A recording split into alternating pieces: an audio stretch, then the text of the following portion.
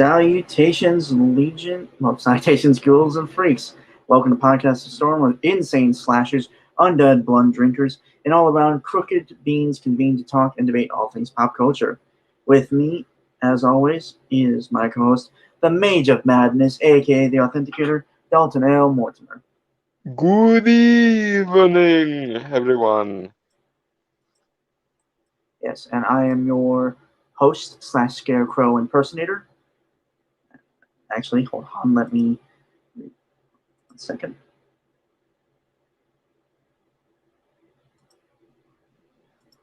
There we go. Yes, I am Much better. Yeah, I am your Scarecrow impersonator, the brainstormer of pop culture. How is everyone doing on this fine 3rd of October? I am always happy whenever we're in October country. So yay. Right. Even though this week has been a motherfucker. Right. Well, yes. We have a lot of things planned. We're gonna work a little bit more on it for this month. I mean, we have some things. I don't think this might actually be a very short one, to be fair. Originally, we had an article, but due to certain complications, I couldn't get to the article. Because for some reason he can't bring it up because his computer is throwing a hissy fit. I will see what I can do about fixing it.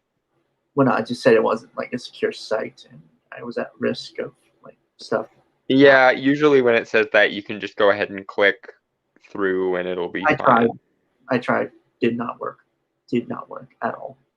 Motherfucker, that's You might fine. You might want to try and find an archived version of it.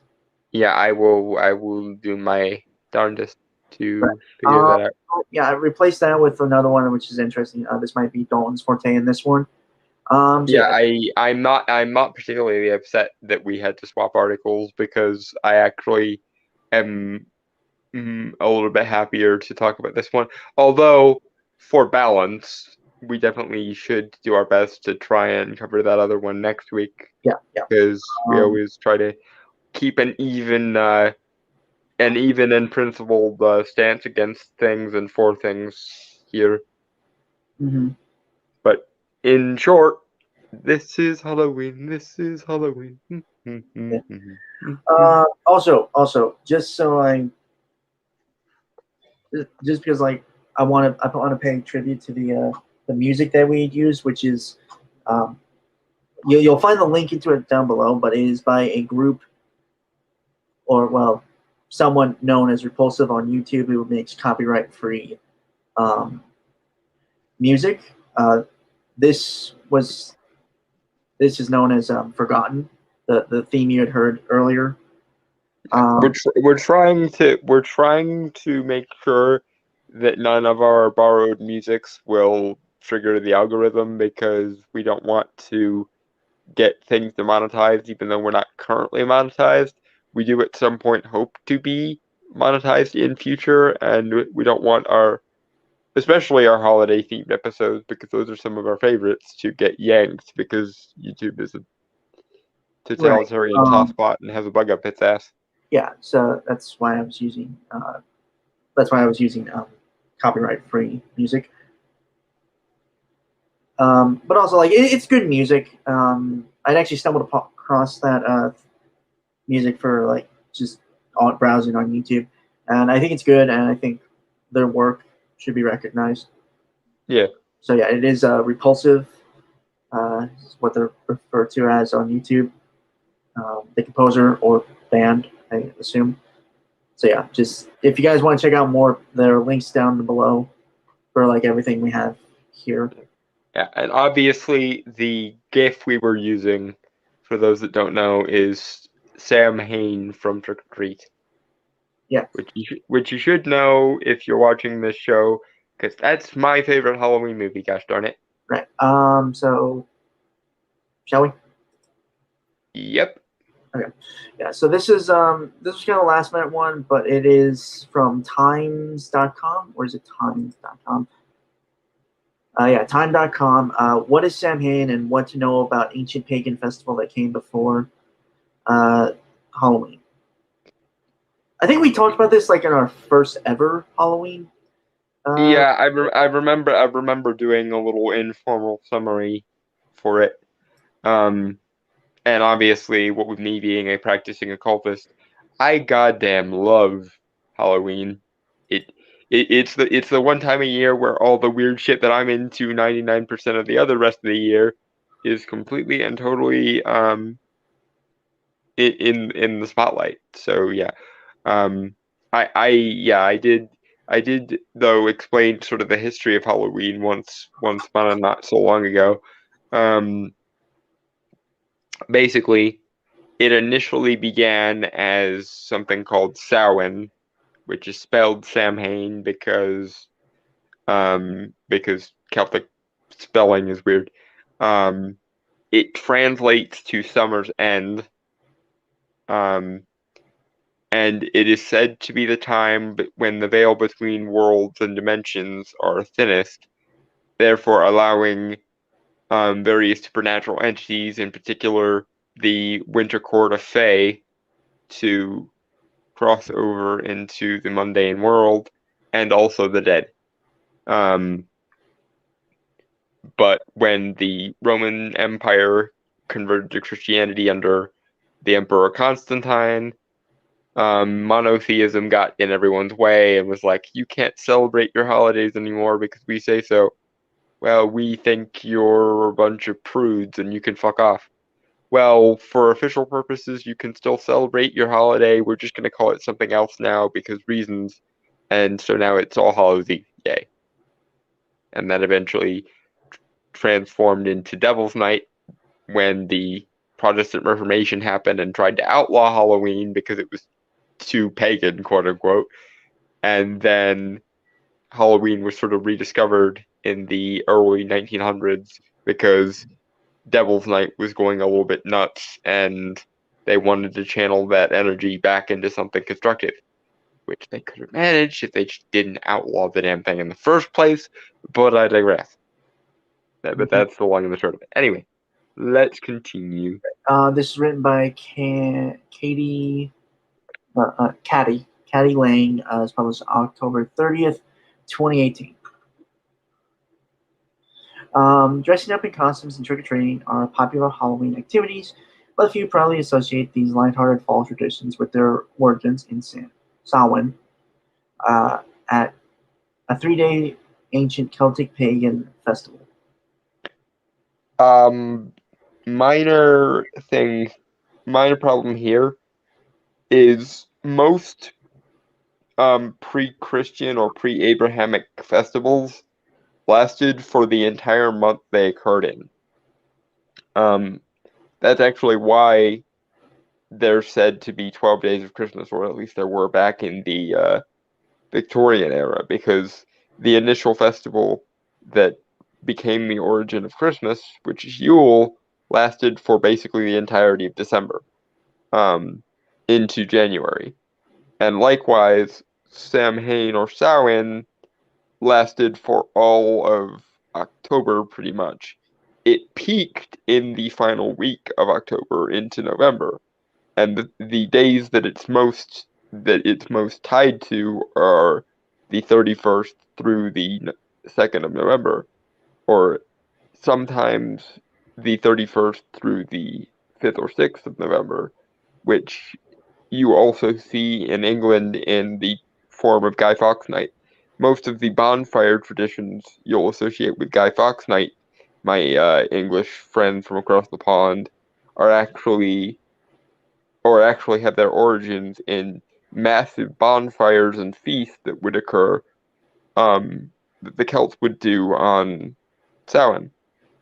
So yeah, Halloween in the modern era does last for just about a month, starting in October into November. And quite frankly, that's a restoration of the old tradition. It's not new. That's why I always laugh when I hear people saying, "What you want Halloween to last all of October?" Yes, it originally did. Get over it. Or what, you want all of December to be 100% Christmassy? Yes, just like the original. Get over it. Anyway, moving on. Yeah. For the Celts who lived during the Iron Age in what is now Ireland, Scotland, and the UK, and other parts of northern Europe, Samhain, meaning literally in modern Irish summer's end, marked the end of summer and kicked off the Celtic New Year. Ushering in a new year signaled a time of both death and rebirth, something that was undoubtedly something that was undoubtedly symbolic because it conceded with the end of a bountiful harvest season and the beginning of a cold and dark winter season that would present plenty of challenges. Yeah, but here's the thing. It wasn't, at least not for the people celebrating it, it wasn't supposed to be symbolic. It was literally thought to be the time when the energies that kept, like the energetic walls that kept dimensions separated, whether it was the dimension of death or the dimension of nature spirits, i.e., the Celtic gods, or eventually when Christianity got its way into things, the Fae, um, those walls were said to be the thinnest on or around Samhain. So essentially, what we see, at least in the modern context, is um, the summer court of Fae receding and the winter court of Fae sort of taking their position at the head of things. Moving on. Moving on. Okay. Yep. According to historian Nicholas Rogers, author of Halloween from Pagan Ritual to Party Night, Samhain was a time of stock taking and perhaps sacrifice, including probably animal sacrifice, during which pastoral communities prepared to survive the winter. Okay, but yeah, the only issue I'm gonna take with that summation is his book is From Pagan Ritual to Party Night, and the problem with that title, sir, is most holidays were originally times of feasting and merriment. So it's less from pagan ritual to party night. It's more along the lines of it became a party night because of pagan ritual, more or less. If we're using the term pagan to mean pre-Abrahamic or nature based. I don't really like using the word pagan in the modern context because it typically gets associated with like neo-paganism or even like reconstructionist paganism, which are not what I'm referring to when I'm referring to like the pagan origins of holidays usually. What I usually mean is when I use the word pagan, at least in historical context, I'm referring to nature-based polytheism that predates the Abrahamic religion. That's what I typically mean when I say pagan in this context. But that's me nitpicking the shit out of things again. So next. Rogers also notes that little is firmly known about the particulars of the holiday, since the limited sources available are either folkloric literature like the Celtic sagas and Roman authors who would have likely trashed, in quotations, the traditions of a culture with which they were often in conflict. Eh, I mean, They did. There was a certain amount of trashing going on between the Romans because they had a war to win, mind you.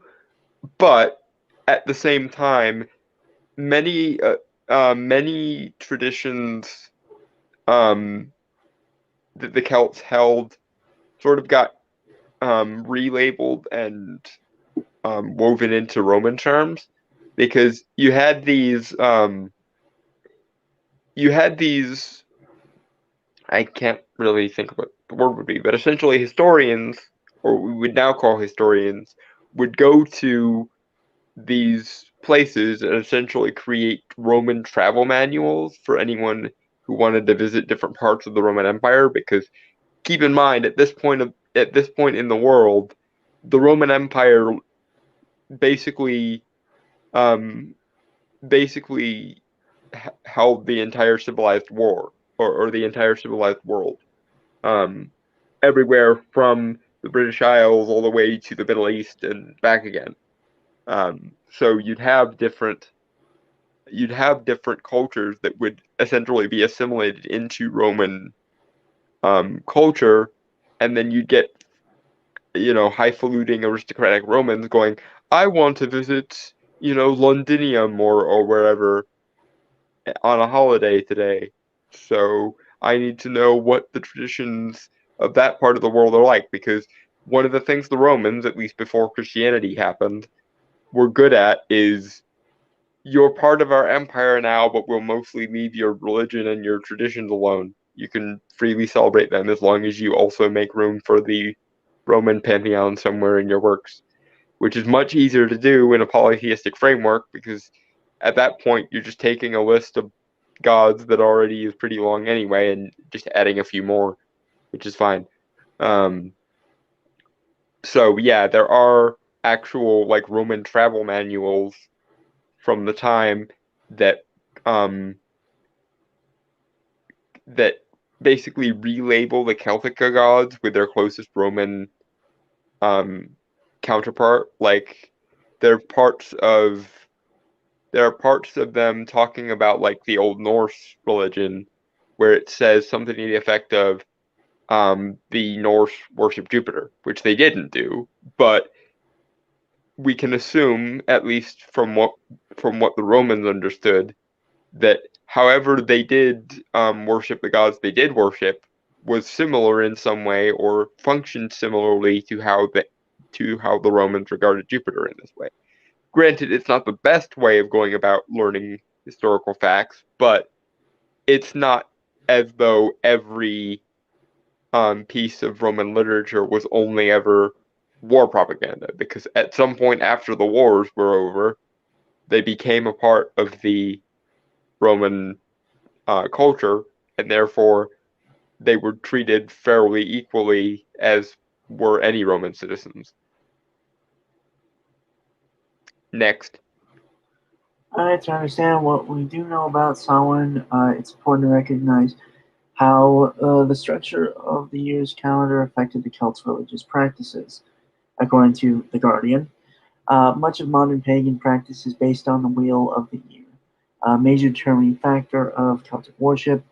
The Celtic year was divided into two halves, light and dark, which were delineated by two of their four annual fire festivals. In between, rituals or ceremonies were celebrated marking solstices, uh, which when night is either the shortest or longest, or equinoxes when day and night are equal. Samhain, the fire festival that marked the beginning of the dark half of the year, is situated between the autumn equinox and the winter solstice. Yeah. Now, it is also worth noting that in some Celtic calendars, they did acknowledge a third position in between winter and summer, where we would normally put fall. But there is some research that suggests the dual system is actually older than the tripart system. So there's that. Um, but yes, and when these Celtic traditions were eventually translated to something approximating um, Christianity, this Celtic dualism that we see was eventually translated into the two courts of Fae, which are, the Seelie and Unseelie, or the dark and the light, or the summer and winter Fae, respectively. So much so that you see in Fae folklore a reflection of this with the two kinds of trooping Fae that are said to roam throughout the year. In between the vernal equinox and midsummer, it is said that the summer Fae run rampant and, have shenanigans and play games and shit. And then in between what we would now call Halloween and what we would now call Christmas or the winter solstice, it was winter's time to shine, and usually that sometimes included something referred to as the Wild Hunt, which most people who watch this will probably be familiar with from the Witcher games, but well predates the Witcher games in both Norse, Germanic, and Celtic folklore. Moving forward. Unless Brainstormer left to get something. Oh, sorry. I muted myself real quick. Okay. Encyclopedia Britannica notes that during the festival, the world of the gods was believed to be made visible to humankind, leading to supernatural tricks and trouble. Ghosts of the dead and spirits from the other world were also thought to return to the earth during Samhain. To appease deities during this time, sacrifices, generally of crops and animals, were burned in bonfires as protective measure from evil otherworldly beings, and offerings were left out for other visiting mischievous spirits. Tricks and pranks were often played, but blamed on fairies and spirits during the 3-day period when the line between the two worlds blurred. I'm gonna need a citation of that, because I think that might just be actual fairies doing what they do. In most cases anyway. Not saying nobody ever played pranks and blamed it on the gods or the fae, but I don't think that those people would likely survive that, because the Celtic gods or the land spirits, or they were at one point called Landvetter, but what we now refer to as fae, or nature spirits, you're not pulling that at that on those beings. Sorry. You try to blame a winter fae for something they didn't do. You, sir or madam, are going to get screwed but good. I mean, you can try it, but good luck with that. So, moving on. Mm-hmm. Spiritual undertones of the Samhain festival also lent themselves to looking to the future, an activity quite apropos to the start of the Celtic New Year. History.com notes that Druids, or Celtic priests, thought that the presence of otherworldly spirits made it easier to make predictions about the future.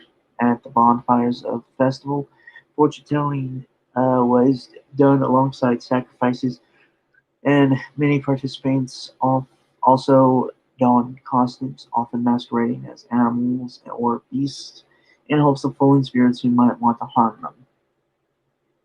Yeah, essentially, if all the dark things in the world are coming to essentially troop through your fields and shit, if you're disguised as one, they might leave you alone, or they might just think that you're part of their retinue.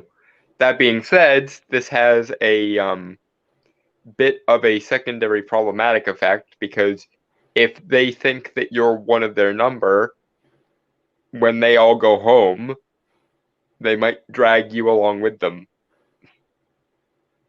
So be careful, guys. Moving on. Yeah. The practices of the fire festival involved evolved over time, most notably with the spread of Christianity and the Catholic Church. By 43 AD, following Rome conquering most of the Celtic lands, in Jack Santino's Halloween in America, Contemporary Customs and Performances, Via explains how during this time, he explains how during this time many Celtic traditions were reframed with a Christian narrative in an attempt to capitalize on the popularity of the pagan practices while spreading the new religion. That reframing created many of the Halloween traditions that people still practice in today. I mean, it's a little bit less cut and dry than that, because most of the time, all that would happen is you would take the lore of whatever thing you were already doing and put a Christian skin over it. One perfect example is the story of Jack O'Lantern. In the Christianized version of the story, he was so evil that not even hell wanted him, and therefore he had to wander the earth after he died. And his face warded off the attentions of demons or ghosts. In the original Celtic variant of the story, it was probably something along the lines of the Lord of the Underworld didn't want him, and therefore he had to wander. And obviously, when Christianity came through, Auron, the Celtic god of the dead, got transplanted into the devil within the context of the story, which is interesting and worth noting because in other contexts, Auron, again the Celtic Lord of Death, was probably one of the inspirations or one of the original names for a being we now refer to as Oberon, or the Summer King of Fae.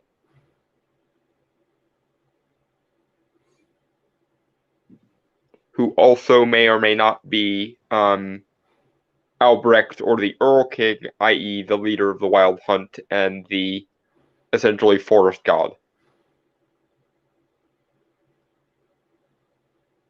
But that would require far more digging than I'm willing to do at this particular moment. Next. Okay. It was May 13 in the year of 609 that Pope Boniface the Fourth declared a celebration called All Saints' Day, also called All Hallows or All Hallowmas in Middle English. The day before, it was thus known as All Hallows Eve. As History.com explains, the festival was a day to honor Christian martyrs and saints. Later in the mid-8th century, Pope Gregory III strategically moved the celebration to November 1st, conceding with the time Samhain would have typically been held.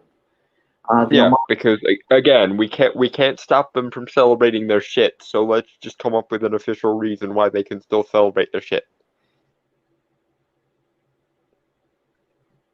I'm personally of the belief that because the parts that always stay are the pre-Christian parts, let's just leave them alone. Because trying to put a Christian skin over things that aren't Christian does nothing but weaken both Christianity and the traditions themselves. So let's just kind of acknowledge that they're not Christian and be done with it. Is my 2 cents on the matter. But that's just me. Next. The homage paid to martyrs and saints who passed closely paralleled the appeasement of ghosts of the dead during Samhain. The church's capitalization on Samhain traditions did adhere. However, participants in the new version of the holiday celebrated in much the same manner as their Celtic forebears had, with bonfires and costumes that reflected the spiritual and otherworldly. The offerings of food and goods to protect themselves from spirits and ancestral ghosts became offerings of food and drink to the poor, displays of generosity and goodwill. and the tricks and pranks attributed to otherworldly evil spirits manifested themselves in the spirit of the saints. Okay, and again, it is worth noting that Christianity did not come up with that shit. There is evidence to suggest that even in Celtic times, the poor, the downtrodden, were gifted with things as a sign of goodwill. So I'm not letting Christianity get away with the "we invented charity" derp thing. No, you didn't. You just put a Christian skin over something that already happened.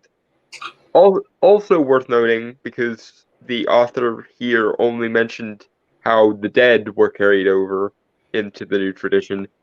Um, many of the old Celtic gods or nature spirits, otherwise known as Landvitar, um, or land wights, were transplanted and renamed as fairies. So you'll see figures like the Morrigan or Nick Naven, otherwise known as Mab, um, and the notion that she would lead a troop of unseelie fae around the time of what was at one point Samhain and is now All Hallows Eve. So, yeah, the old gods and the old traditions and the old land spirits and shit did not go away. They just kind of rolled with the punches.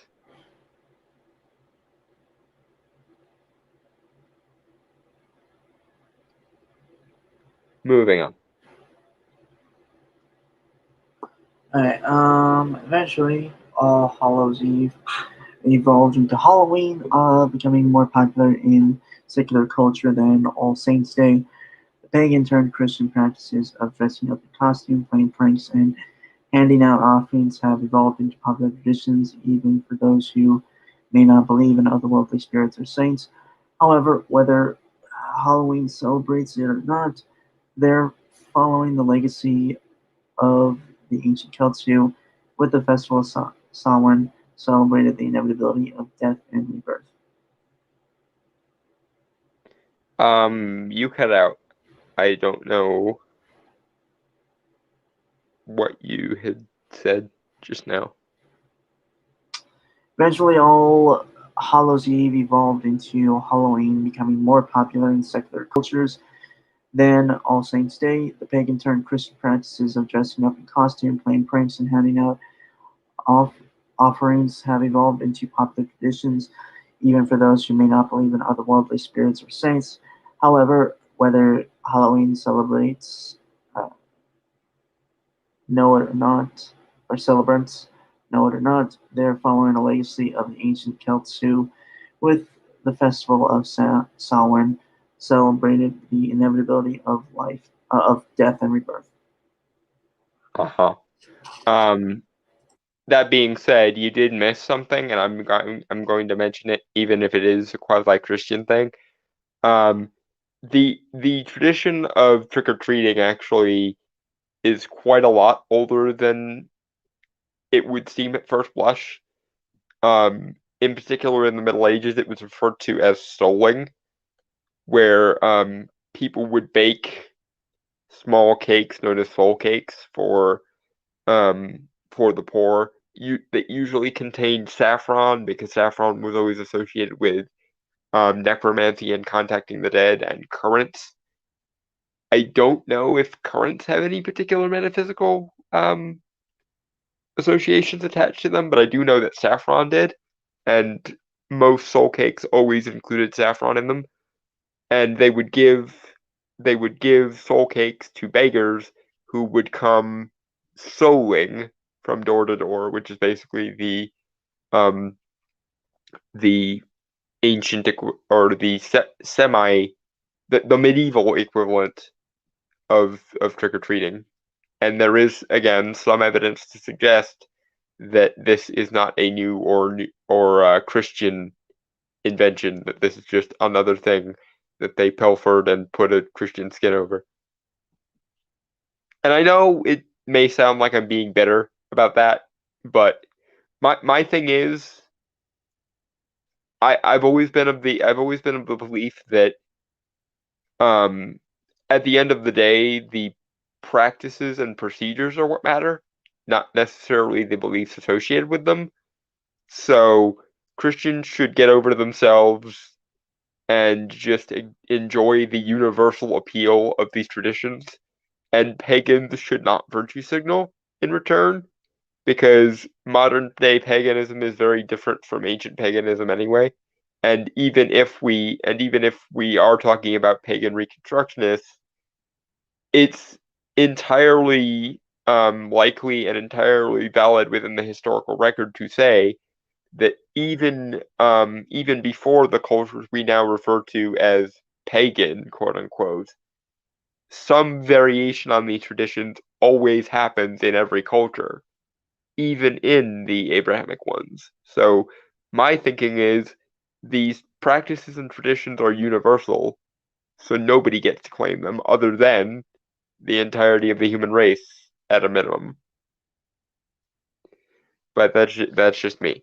I think both sides of this argument, the Christian side trying to go but my morality and the pagan side going but my traditions, need to get over themselves and acknowledge that these traditions are powerful and universal in their own right and will always have human appeal for at least as long as we are human beings. Because whether you believe in metaphysical beings at all or not, even if you don't, there's an entire likelihood that these things are baked into our evolutionary psychology. So whether they practically metaphysically exist or not, they are baked into who we are as people, and nobody gets to claim that shit. That being said, if there is a metaphysical fact of the matter, it is entirely likely that this would impact our evolutionary psychology, which is kind of where I fall. I believe there is an evolutionary psychology justification for all of this, but I also believe that part of the justification for that evolutionary psychology is that there is a metaphysical fact of the matter and that these beings do exist. Moving on. Mm-hmm. All right, so this one Don sent me is from Town and County Town and County Town and Country Mag .com. It's written by Kate Robinson, Roxanne Adamiant, and Meg Donahue. Published September 28th, 2021. 35 classic Halloween movies to watch for a scary evening in. Yay. Yeah. From childhood classic like Halloween Town to cult favorites like Beetlejuice, we guarantee you'll find your favorites here. I'm glad to see Halloween Town get to mention. For some reason, Halloween Town very rarely makes it onto these lists, and it annoys me because I watch at least the first 3 of those every year. The 4th one is yee, but at least the first 3 Halloween Town movies are Halloween classics for me anyway. Just like Christmas has its music and Valentine's Day has its chocolates, Halloween simply wouldn't be Halloween without the movies that go along with it. The jack-o'-lanterns, costumes, and candy apples are nice, no doubt, but to really set the mood, there's nothing like a movie night filled with all the greatest chainsaw-wielding, spell-binding, hair-raising flicks to get you in the spooky season spirit. I mean, it's not wrong.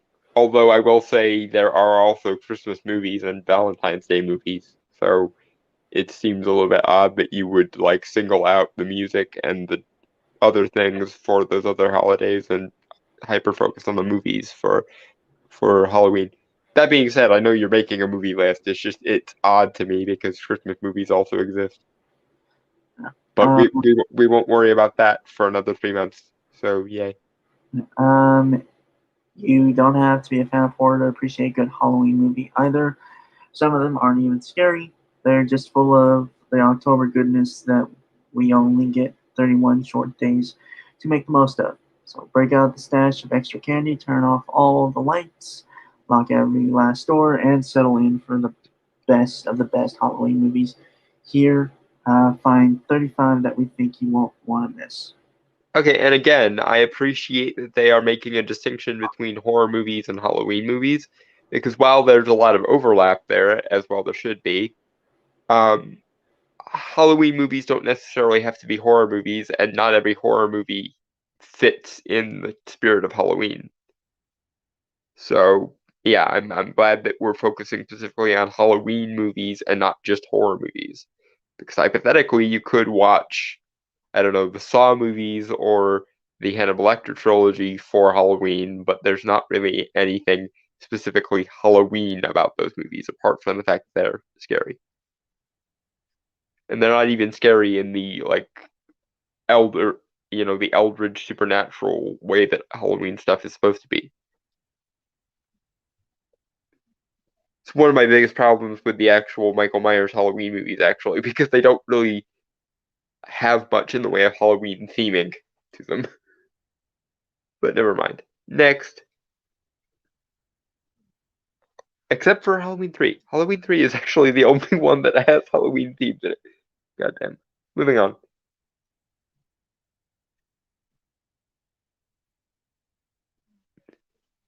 Brainstormer, are you muted again?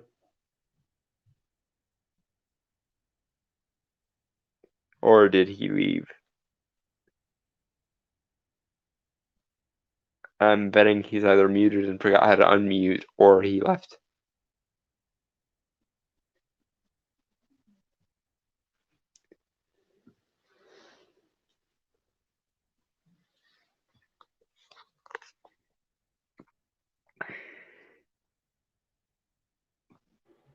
Sorry, had to leave for a sec.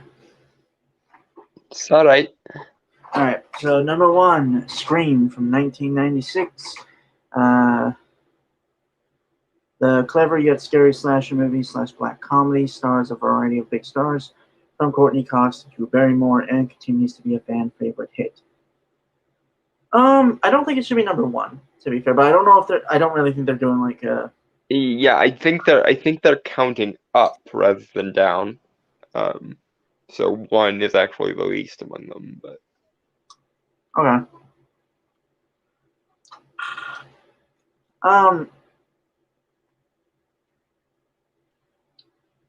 It's weird. Like you know me, I'm like a big slasher guy.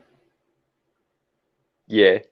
However, the first Scream movie, yeah, it was good. Mm-hmm. And I actually watched the TV series. I didn't realize that was a thing. Yeah, on MTV. Ah, Yeah. that doesn't surprise me. It's just like with the concept of Scream. So far, it just hasn't really gone to greater lengths, I guess is my thing. I mean, I generally agree. Like it's definitely fun and self-aware and does like have a lot of Halloween atmosphere to it. So I'm fine with it being included here, but it's probably the last thing I would ever think to throw in the. Well, it's not even that. It's not the list thing. It's just like itself. It's like I think it has an interesting concept. It's never been like really Yeah, explored. I've never sat down and thought to myself, you know what I should do? I should watch Scream today. Not even during quote unquote spooky season. Um, Like it, honestly, it'd be really just never interesting. clicked. Because it'd be really interesting. Because like they always introduce these interesting like meta things. Like there are movies based on the events of Scream. There are, and like I don't know, like what if there's a cult of Ghostface or something? That would certainly be an interesting way of going about it. Or if it actually turned out that Ghostface was a otherworldly being pretending to be a human, pretending to be Ghostface. Mm-hmm. That would be interesting. Like think Haunted Mask, like from Goosebumps, but R-rated.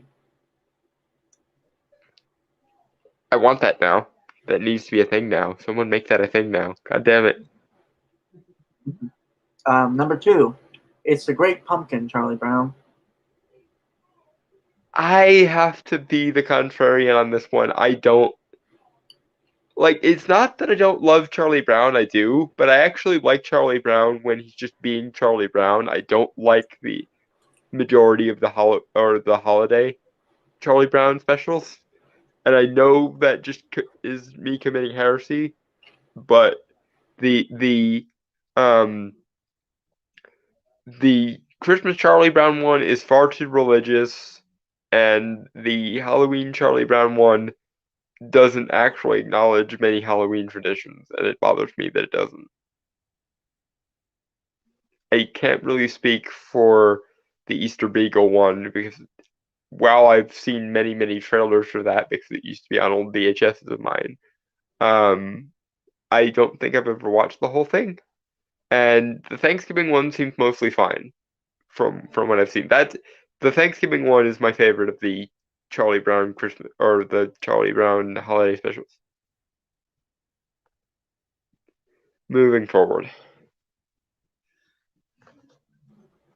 I mean, I did have some things to say. Also, I do need to read the description of it. Mm-hmm. This is a true classic the whole family can enjoy for more than 50 years. Snoopy and the gang have been getting families old and young into the Halloween spirit. The animation might even make you nostalgic for childhood memories of trick-or-treating.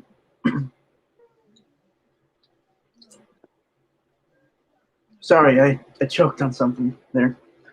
It's alright. I'll be honest, the only thing I know about It's the Great Pumpkin Charlie Brown is that robot chicken sketch. If anyone remembers that. Vaguely. Basically, they made it into effectively a horror movie. The Great Pumpkin is actually a demon or something. Yeah, I need to That kill works. That works.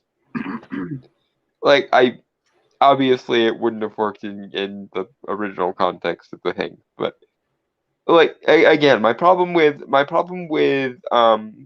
the Charlie Brown holiday specials is they either go so far into the religious angle that it becomes basically tradconism, or they just don't bother referencing the traditions at all.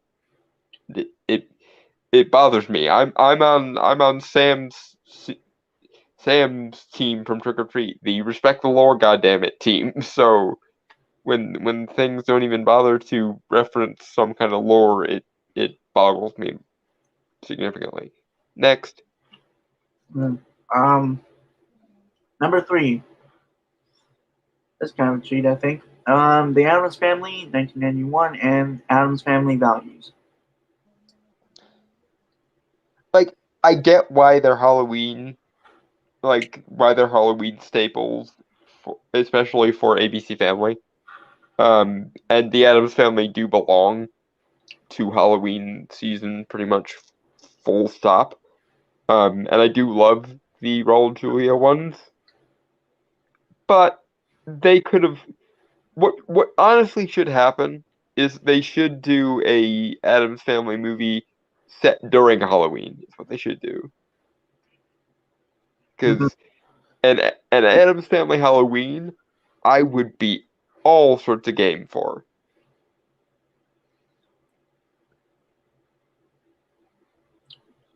When it comes to the Addams Family movies, that's right, not just the first, but the second too. There's a lot of love, great jokes, campiness, and gothic style. Plus, Angelica Hudson is total vision as Morticia. Consider these perfect viewing for anyone who loves the Halloween mood, but could do without actual scares. I mean, they're not wrong. Angelica Houston is absolutely gorgeous as Morticia. I can totally see why Gomez fell for her. And Um, let's not even talk about the spontaneous, like magical lighting thing she does. um, I mean, I like them. Yeah, I do. Everyone really good movies. Kind of wish.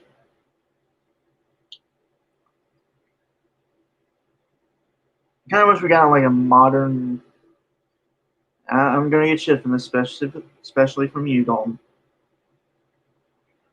I kind of wish there was a modern series of the Adams Family, either animation or live action. I mean, there are now two animated movies, but they don't really the two animated movies, the first one that came out like in 2019, really don't get the Addams Family spirit as well as the 90s ones do. So, Right, but what I mean obviously is um like a kind of spiritual like a reboot of the Adams Family, like a modern live action series. yeah, the only problem is that Raul Julia is dead. Um and without Gomez and Morticia, it just isn't the Addams Family. Mm. Um but that being said, I would definitely like a Addams Family, um an honest to goodness Addams Family movie spin that like took the best parts from all the iterations of it. Um, and again, I think if you really want the Addams Family to have an honest to goodness Halloween movie, um, then set an Addams Family movie during Halloween and make it basically their Christmas, because it would be. It's kind of like how Scooby Doo technically, like in all forms, is sort of Halloween-ish, but the best ones are the ones that actually embrace the Halloween aesthetic as well, on top of just being already themed for it. Like, in particular, Scooby Doo on Zombies Island, Scooby Doo Witch's Ghost, and um, Scooby Doo Wrath of the Goblin King Oh, are Red some. King was amazing. Yeah, love that episode, or that movie. And I love my favorite character in that is probably Mr. Gibbles, because I want to go to that shop.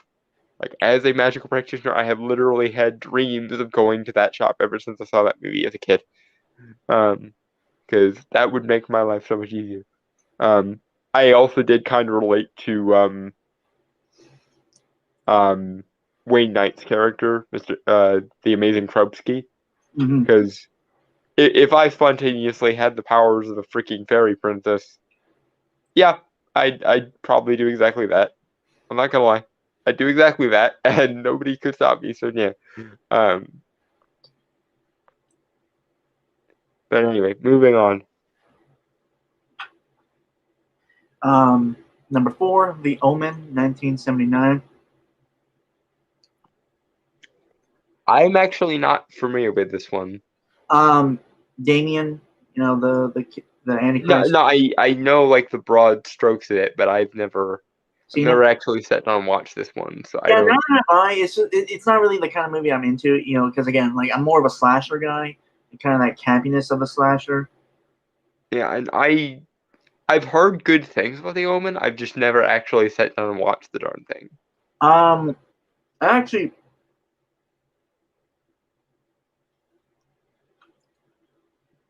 yeah, no, there was actually like a series that went on, like I don't know how long ago it's been, but like I think it was on A&E. If anyone remembers that channel. Yes. Um, they did like a series that was supposed to be kind of like a sequel to The Omen, where like the kid grew up, and it's kind of like I don't remember much of it because I don't think it really ran long. But yeah, Oh yeah, I vaguely remember there was an Omen series. I didn't watch it because I hadn't seen the movie, and I for whatever reason the Omen franchise just does not appeal to me. I don't know why. Same. It's just like it's not really my cup of tea when it comes to like Halloween or horror movies. Yeah, it hypothetically would be mine, I guess, because it is very supernaturally based. But like, I don't know. I just can't. It. I think what it is it doesn't embrace like the campy over the top aspects enough to make it fun, and it's not dark. It's not supernaturally themed enough or dark enough to justify it being as dark as it is. So it's like it's just sort of stuck in the middle there, and I'm like, either you could be a really fun B movie with this setup, or you could be a really serious dark movie with this setup. Pick one, please. Mm-hmm. Um, all for you, Damien. You're not a real horror book if you haven't seen this '70s classic.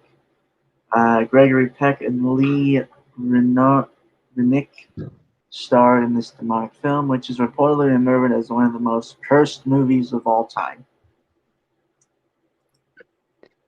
I don't even know how you would practically speaking curse a movie.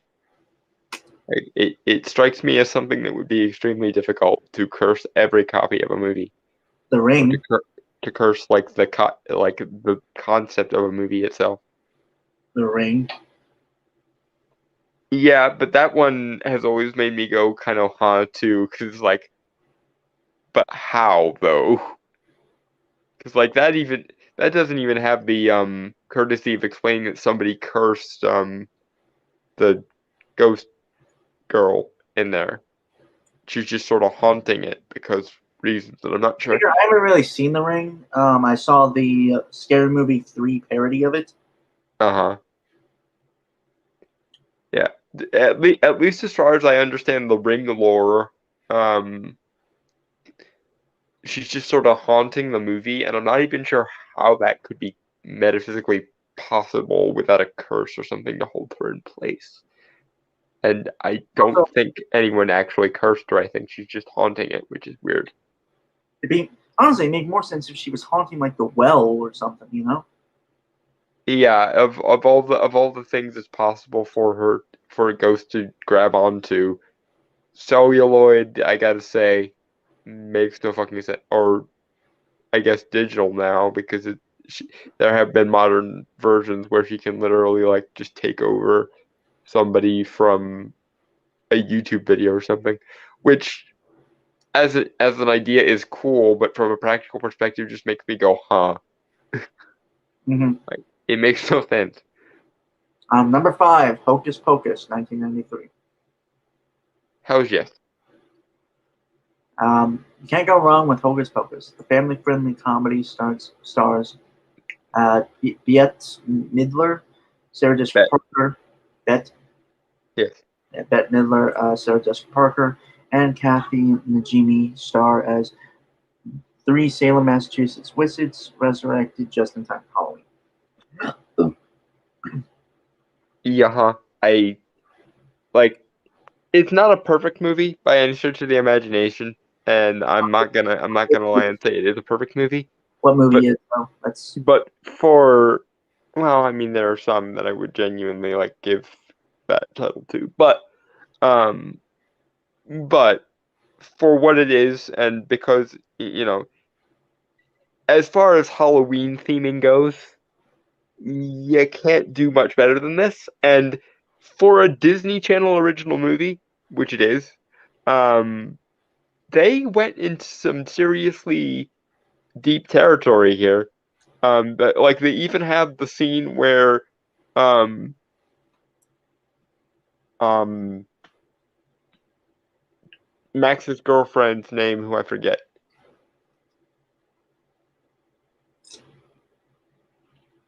The oh I want to say her name is Sarah, but I don't want to get it wrong. But her, where she actually has the wherewithal to get a um get a container of salt and start creating a salt circle around herself, and the Sanderson sisters acknowledge her as a white witch, while simultaneously acknowledging the medieval understanding of witches as having sold their souls to the devil by comedically having somebody dressed as the devil being mistaken as the devil, which I have to wonder about the logistics of, but I want to. I'm perfectly fine with just believing that the death and the devil in the Sanderson sisters universe just looks like that for some reason. I want that to be the case. That's my justification. But yeah, they got into some pretty deep territory for a Disney Channel original movie with Hocus Pocus. So, yep, that's all that can really be said. I love Hocus Pocus. It's not perfect, but it really doesn't have to be. Moving on, unless you had a thing. No, it's a good movie. I like it. It's a classic. No, got none. Yep. Next. Number 6, Rosemary's Baby, 1968. I've never seen this one. This one I have seen, and from what I've heard about The Omen, it strikes me as a version of Rosemary's Baby, basically. Um, I wouldn't call it a very Halloween-ish horror movie, but I mean, it doesn't not fit. It doesn't lean into Halloweenness as much as it probably should. Also, I've heard of this. I've just, yeah, again, it's not that kind of. It's not really those type of movies I'm really into watching. Mm-hmm. Roman Polanski's Rosemary Baby is a cornerstone of the horror movie genre, making it a must-see this spooky season. Neo Farrow plays a young woman whose husband makes a deal with the devil without her knowing. I didn't realize it was a Roman Polanski movie. Uh, Um, I got that I sounds familiar, but I need some context.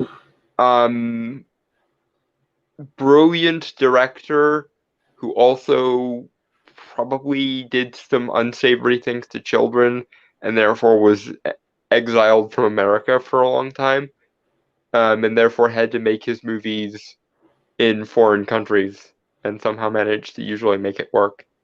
Um, Huh.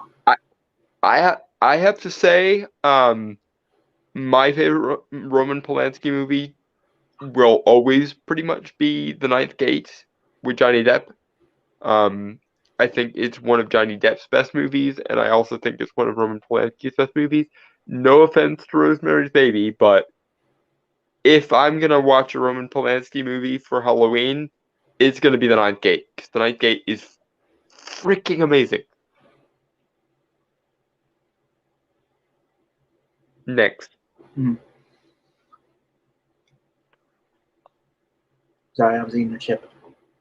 Yep. Number 7, A Nightmare on Elm Street. Yep. Almost a decade before Scream, Wes Craven gifted the world with one of the most infamous movie villains, Freddy Krueger. But it's not just a slasher flick with a gruesome lead. It's held up by a compelling premise and storyline that will definitely leave you scared to go to sleep. Did we mention that this was Johnny Depp's acting debut? Motherfucker died. Um, Also worth noting that one of the things that helps sell it as like a Halloween movie is the fact that Freddy Krueger quips all the livelong day, and the quips really help with the tone. Yeah. I will say this. I kind of like the 2010 uh, Platinum Dunes remake with what's his name? Hold on. Jackie Earl Haley. Thank you. Also better known as Rorschach Yeah. from Zack Snyder's Watchmen. He's also in Preacher. I just found out. I just realized that looking back at that series. Mm-hmm. Yeah, great actor, and was amazing in as Freddy Krueger. Yeah, no, he was amazing, and I would even give it I would even give it to him that he did better than the original. But the rest of the movie around him was not Yeah, good. that's the problem. It's like there are good. It's weird. Like Jackie Earl Haley is was amazing. God, he like no offense to Robert Yes, Englund. but you got shown up by Jackie Earle Haley. No, not really It that. is so. Not really that. It's just he was really like Jackie Earle Haley was playing like this very much like what Robert England was doing in the first movie, but kind of upped the degree though. Yeah, he realized, oh shit, I'm playing Freddy Krueger. I'm gonna turn it up to an 11 and make him one of the most like sadistically hilarious villains ever. Yeah, And again, the rest of the movie around him sucked horribly. But Jackie Earle Haley as Freddy Krueger works like a freaking charm. like if I were to ever do like if Jackie Earle Haley is still around at the time, if I were to ever do a reboot of Nightmare on Elm Street, I'm totally like I want to get him back.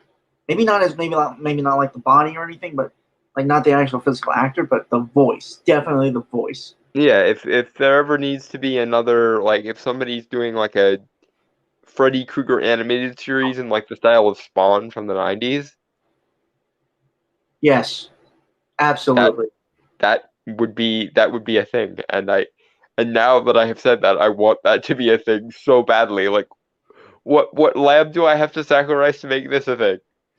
It's just like yeah, but Robert Englund, like yeah, he is Freddy Krueger. I'm not going to deny that. I think it would be interesting if they were to, like if you were to do like kind of a spiritual reboot of sorts, like a soft reboot where like you have multiple Freddy Kruegers. It's not, it's like Yeah. Like if there was some kind of multiverse thing going on where both versions of Freddy like fought each other. no, because technically Freddy Krueger is a dream demon, right? Yeah. So I'm thinking, Or a ghost who for whatever reason has acquired the powers of the Dream Demon for let's just say dream demon for the sake of. yeah. I'm just saying that Marvel's Nightmare would eat Freddy Krueger alive. It would be hilarious. Right. But what I was thinking was, what if the what if it isn't just one Freddy Krueger? Because like you know, depending on the culture and the folklore and stuff, or like stories, like Candyman, kind of like Every culture has some kind of version of a Dream Demon, like Batty Bat, the Night Gaunt or the Night Hag, on and on and on it goes.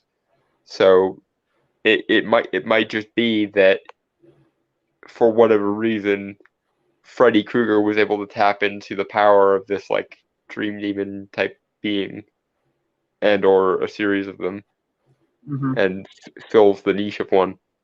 yeah. Although, and I know this would never ever happen because there's just too many logistical problems with it, but just once I want to see Dream of the Endless from Sandman walk up to Freddy Krueger and just be like, "Oh, child, you have no idea in whose on whose field you play," and like snap his fingers and like reduce Freddy to dust or something. I again, I know it would never happen, but I really really would love it to happen. Okay, so number 8, Haunted Mansion, Oh. from 2003. No, I don't know. I kind of like the movie. this one's wrong.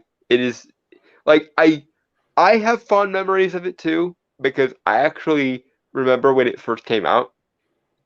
Because and I remember this specifically. It was right around the time that McDonald's switched from dark meat chicken nuggets to white meat chicken nuggets. And I remember because one of my first memory of eating a white meat chicken nugget was when we went to McDonald's and the toy that was in the Happy Meal was a Haunted Mansion one.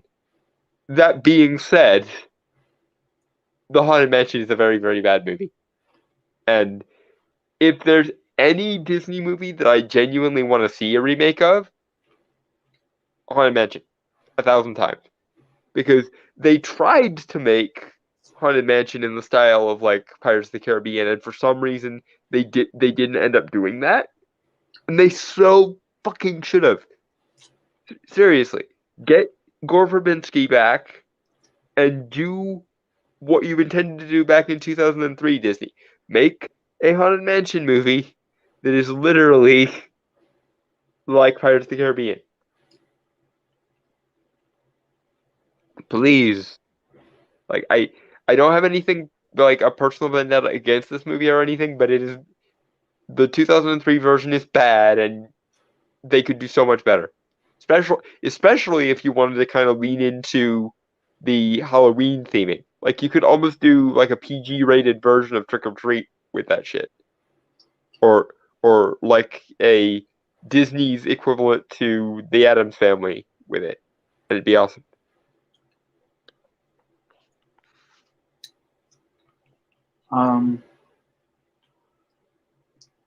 Disney doesn't do a whole lot of scary, but when they do, they sure do it right.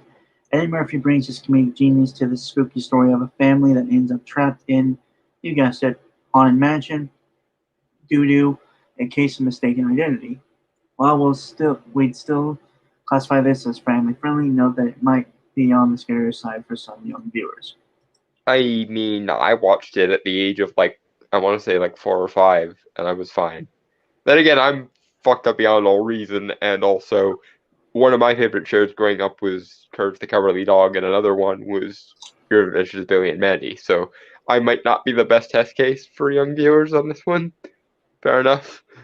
The the only things that I liked about the 2003 Haunted Mansion were Jennifer Tilly as Madame Leota, believe it or not, and the singing bus in the graveyard. Nothing else about that movie really worked. Oh well, also Wallace Shawn's character, who was the coachman, and then the maid. They made that movie tolerable for me. Mm-hmm. Number 9, Friday the 13th. I mean, I think they're talking about the original, you know, where right. I know. I mean, it's a great horror franchise, but again, just like you in your own article made the distinction between a horror movie and a Halloween movie. I mean, there's more Halloween in it, ironically, than there is in the actual Halloween series, which again, with the exception of the third one.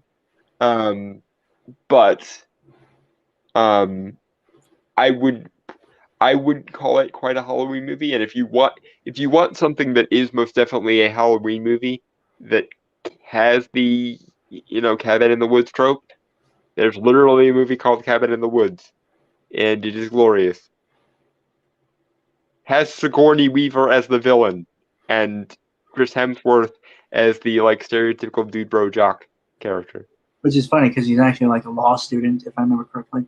Yeah, they force him to be the stereotypical dude bro character because he's too smart, and they have to literally pump like ape pheromones in there to make him act like a dickhead alpha male.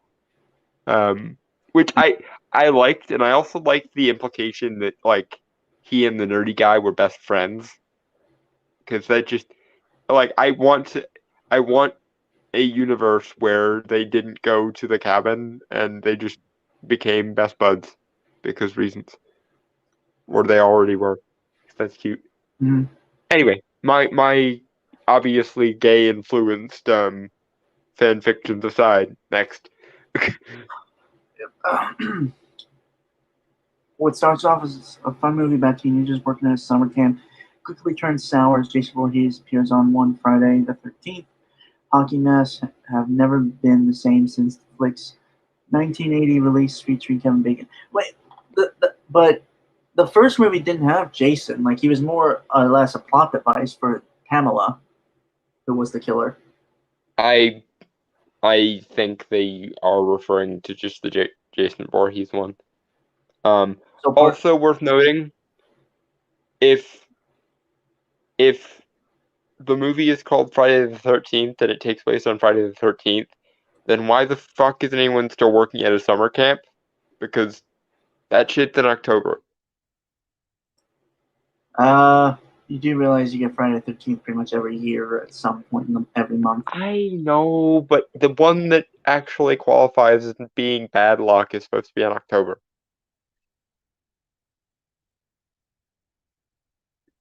So either the people making the movie didn't think through shit, or they just didn't know, or they're just being annoying, which, meh. Next.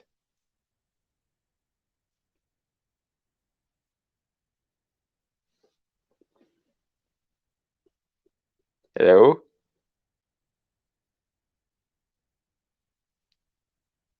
Hello?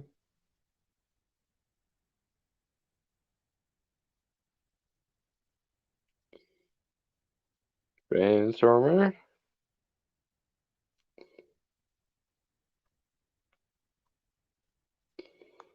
And this would be the moment when the events of Unfriended happen, if we were actually in a horror movie. I just went to throw some stuff away. Okay. Number 10, The Shining, 1980. If you're looking for a good fright alongside cinematic prowess, turn on The Shining. The Stanley Kubrick directed film has become a horror movie classic, tracing an innkeeper who goes off the psychological deep end. Yeah, and it's not good. I'm sorry, this is going to be majorly controversial for me, but Stanley Kubrick Shining is not good. If you want to see a actually good movie that takes place in the Shining universe, the sequel, Doctor Sleep, came out in 2019, and it is amazeballs. And it functions as both a sequel to the first one and to the book that the first one is based on. And it's every far too trippy, far too Lovecraftian part of the Stephen King universe that most people for some reason ignore.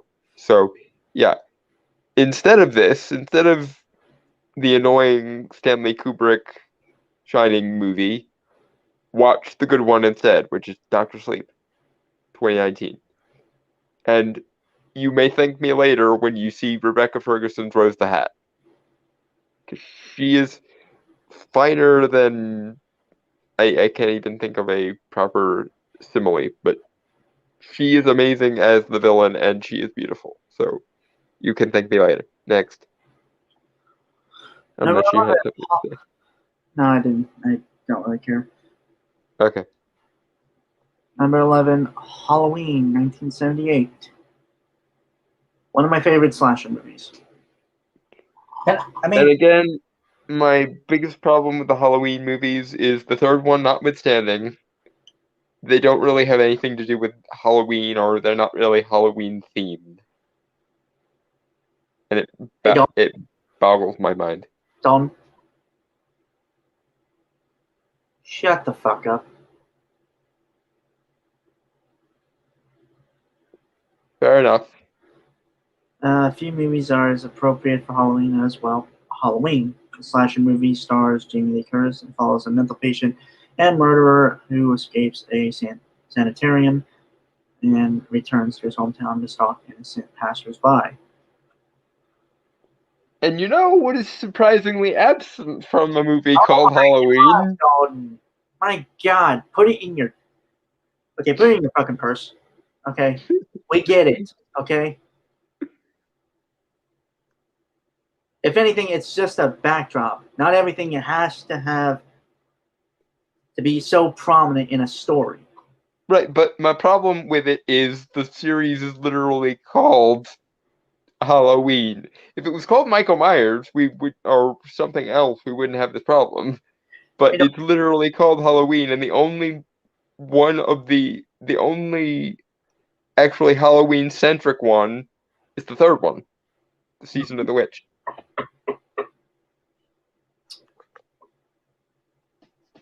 So yeah, as much as it may be, cut the beard right off. Yeah.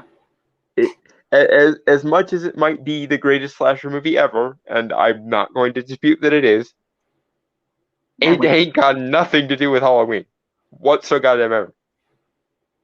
And I'm not going to sit here and lie and say that it does.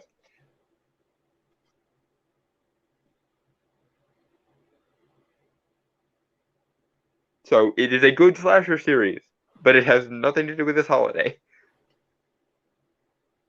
Well, it technically it does, but not the traditional Samhain bullshit. No offense.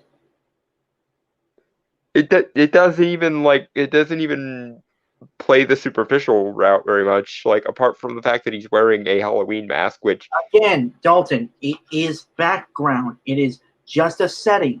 yes, but it's the title. God damn it! Oh my God.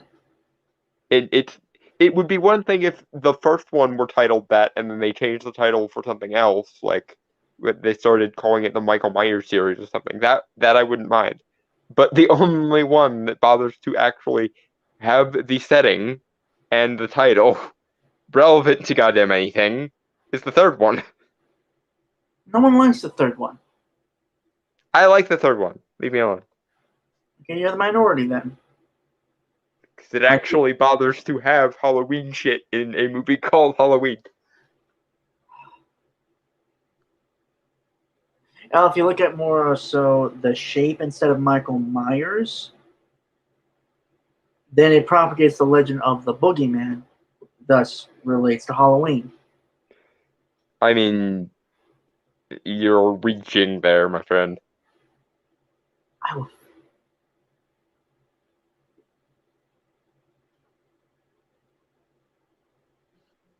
Whatever. Anyway, next. Number 12, Halloween Town, 1998.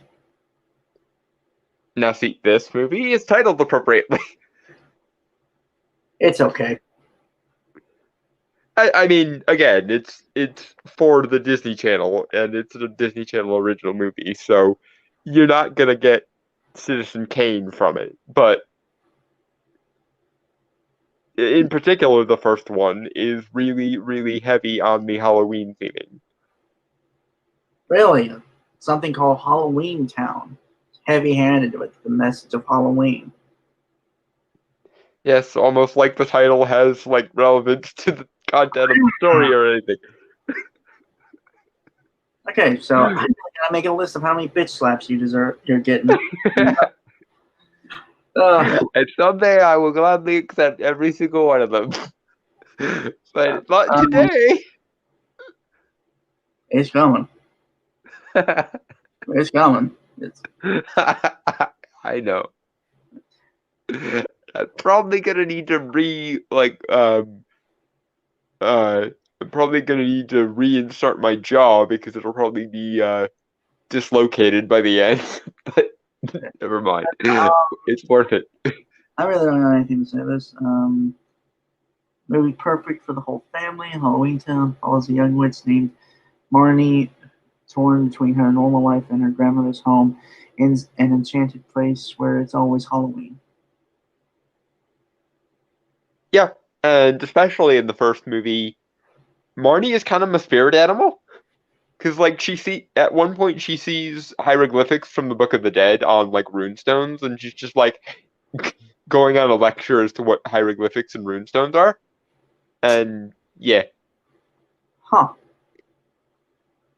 Okay, so when we get to like 15, we are gonna call for this one and like finish it next week, just because we have other things to do. Because that for some reason there's 36 of these, so 35. we can make 2 or 3 out of this.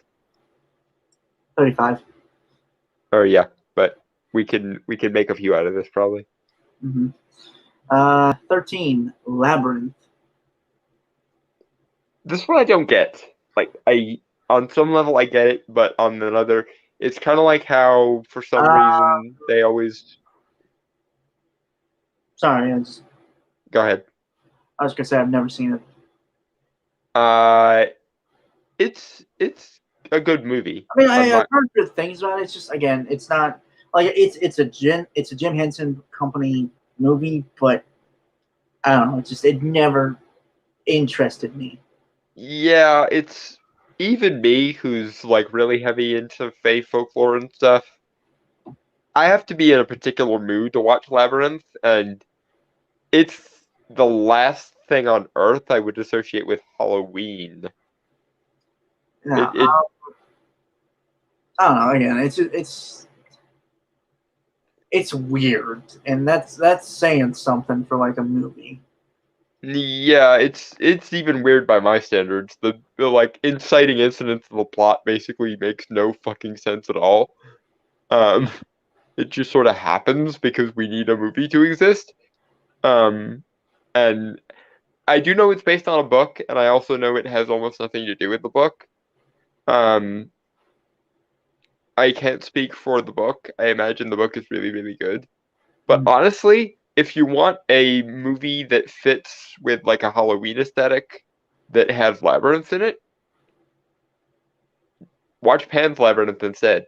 Because that's Guillermo del Toro, and basically every movie he makes is Halloween fodder. Can you imagine if he actually made a Halloween movie? I don't think he's ever made one that's supposed to have like direct Halloween theming, but he should. Oh, He dude, definitely should. But that's if he was put in charge of a Halloween Town reboot. oh my god. I holy fuck. Hey, picture it, huh? Sweet merciful Jesus. I can't what dude. I might have broken Dalton with how awesome that concept is. I want and I want and I want to like where's the goddamn orange lantern ring? I'm gonna find the orange lantern ring and threaten Guillermo del Toro until he does this. Okay, so the film was a collaborative effort by Jim Henson, George Lucas, and David Bowie. We're not sure how such a star-studded project came to happen, but we're sure glad it did. One girl has 13 hours to save her brother from being turned into a goblin by Bowie, the Goblin King. This one is rated PG, so it's safe for a family movie night. Yeah, David Bowie is the best part about this movie, I'm not gonna lie. Although the thing that makes my brain hurt in places is they tried to give him a name uh, that wasn't just Goblin King, and I believe it was like Jaren or something. And I'm sitting there like, you couldn't have called him Oberon, like the obvious fucking name for the king of Fae slash goblins. But apart from that, he does a really good version of how the like high Fae are supposed to act, so it's fine. It's also Next. very 80s, if I believe. Oh yeah, it's I I am 90% sure that I've tried to watch it like 5 different times, and every single time I keep trying to remember the first 20 minutes of the movie. Then I try to watch it and I go, wait, so there is no first 20 minutes of the movie that explains what the fuck is going on. Because normally with these kind of movies, you have like 20 minutes to a half an hour setting up the like inciting incident, then like half an hour of just like in the world of the thing shenanigans going on, and then another half an hour to like wrap up the story and put everything back in order. But this movie throws you right into the middle of the like story in progress in like the first 5 minutes and doesn't bother to explain a damn thing. Like I love it for how ballsy it is, but at the same time I always every time I think about it, think to myself, there's like 20 or 30 minutes missing from this movie that explains what the honest fuck is going on. And I need that 20 or 30 minutes. Number 14, Child's Play. I I think it's closer than um Friday the 13th or Halloween in terms of tone for what you'd want to go for a Halloween movie, but it kind of has the same problem of like why just because it's a really, really good horror series doesn't mean it's a good Halloween movie.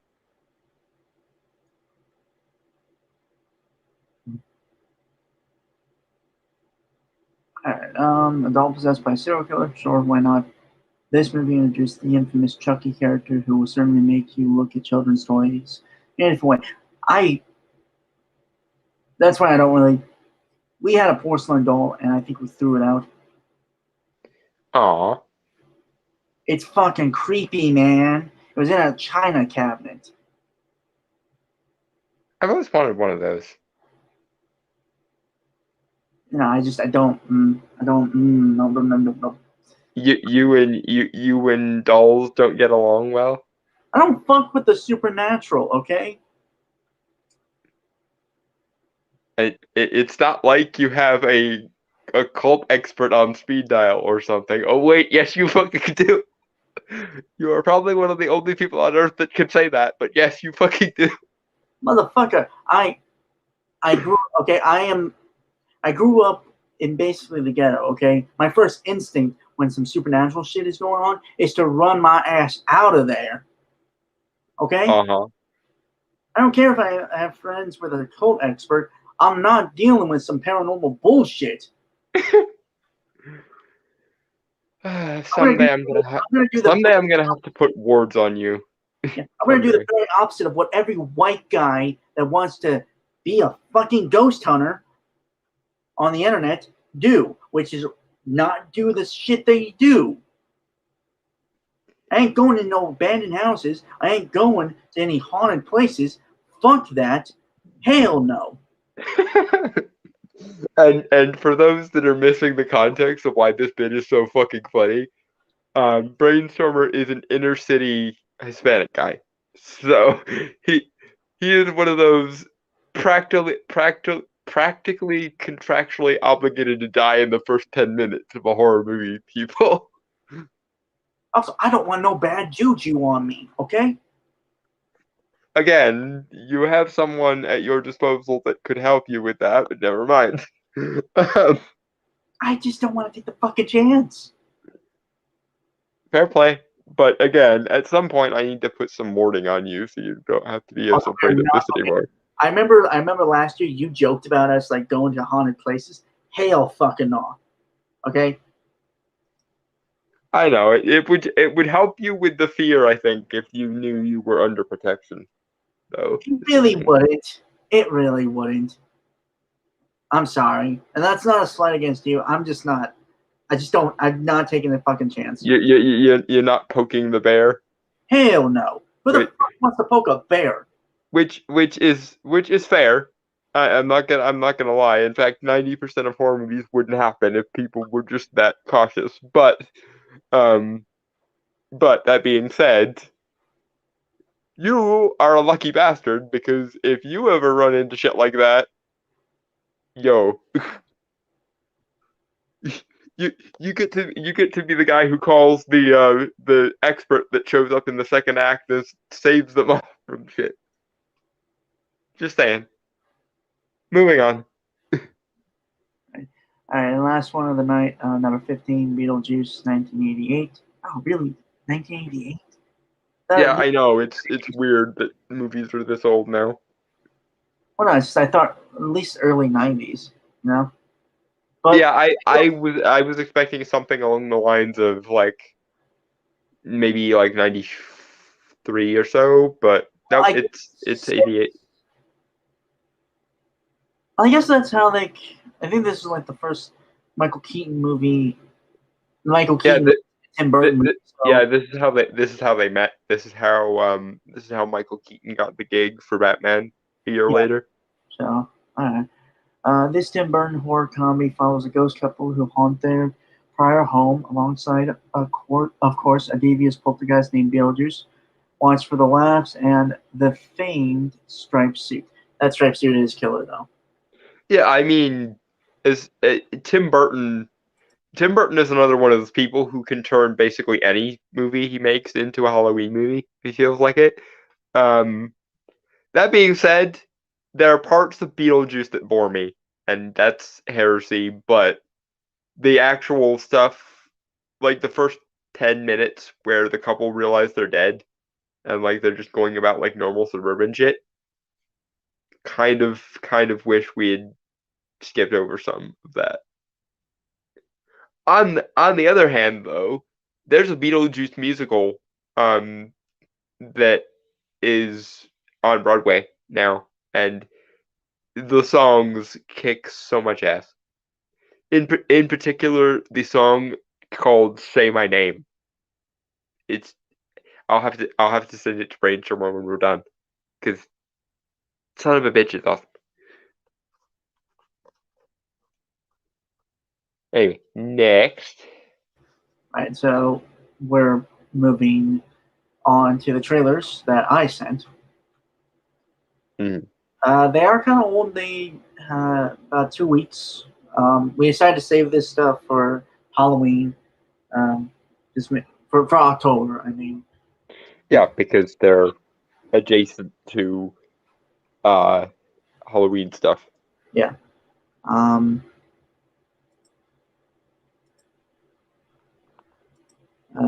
This one we might not have a lot to say about. Disney's Muppets Haunted Mansion. I'm 90% sure it'll end up being a better Haunted Mansion movie than the 2003 one. It's a minute 55. Shall we banana? We shall banana. Welcome to the home of fear and fright, where not all guests survive the night. The lucky souls will live to tell, and those who don't will rot in. What's the matter with you? You can't say that. This is a family show. What are you doing? Oh. Here's the thing. Like, you remember how like parody movies were like a big thing in the, I don't know, like early to mid 2000s? Yeah, because they couldn't make any good actual movies, so they just made parodies of good movies. Yeah. The thing I've always liked about the Muppets when they do like these kind of like adaptations, Mm-hmm. you know, like Christmas Carol, Treasure Island, others that I can't remember at the top of my head. Yeah, but I know the ones you mean. Christmas Carol, totally forgot about that one. No, you didn't. That was the first one you said. Oh, right, yeah, with Michael Caine. Yeah, that you. still might be my favorite Muppets movie. I mean, it's up there. It's definitely up there. I like my favorites. So just I like the one where Gonzo realizes he's an alien just a little bit better than that. Muppets in Space. Yes. I had that. I had that on tape. I had that on tape. For whatever reason, I really enjoy Muppets in Space. Also, even though it didn't do as well at the box office, and even though it kind of ended the modern day reboot of Muppet movies, Muppets Most Wanted is amazing. Oh yeah, those Muppet movies I really loved.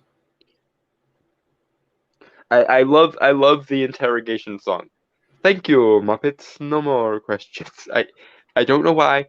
I love that interrogation song.